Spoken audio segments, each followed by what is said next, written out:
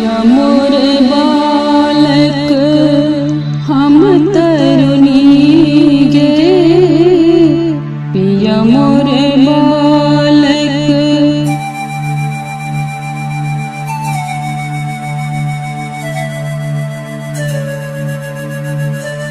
पिया मोर बालक हम तरुणी गे, पिया मोर बालक हम तरुणी गे। कौन तप चुकाया कौन तप चुकाया भेलो जननी गे, पिया मोर बालक।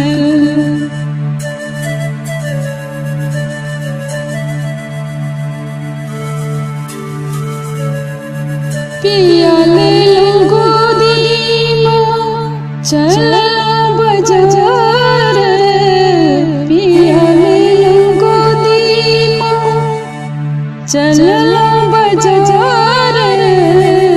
हटिया के लोग पूछे हटिया के लोग पूछे के लागो तोहार, नहीं मोर देवर नहीं छोट भाई। पूरब लिखल छल पूरब लिखल छल बालम हमार, पिया मोर बालक हम तरुणी गे। कौन तप चुकाया भेलो जननी गे, पिया मोर बालक।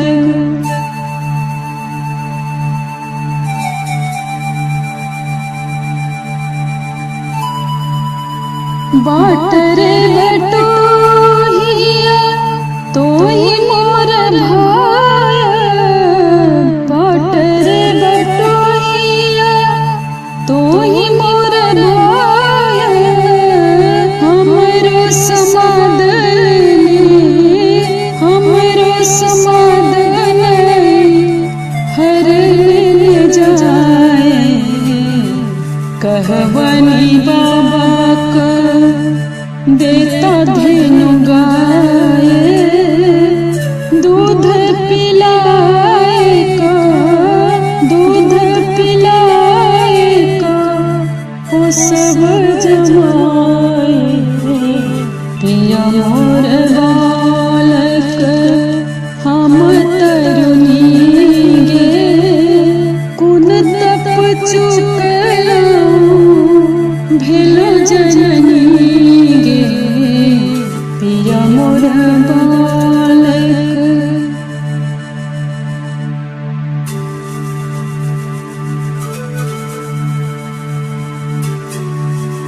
नहीं मोर टका पैसा नहीं धेनु गाय, नहीं मोर टका पैसा नहीं धेनु गाय। कौन विधि पोसब कौन विधि पोसब बालक जमाए। धनहि विद्यापति सोनु ब्रज नारी, धनहि विद्यापति सोनु ब्रज नारी। धैर्य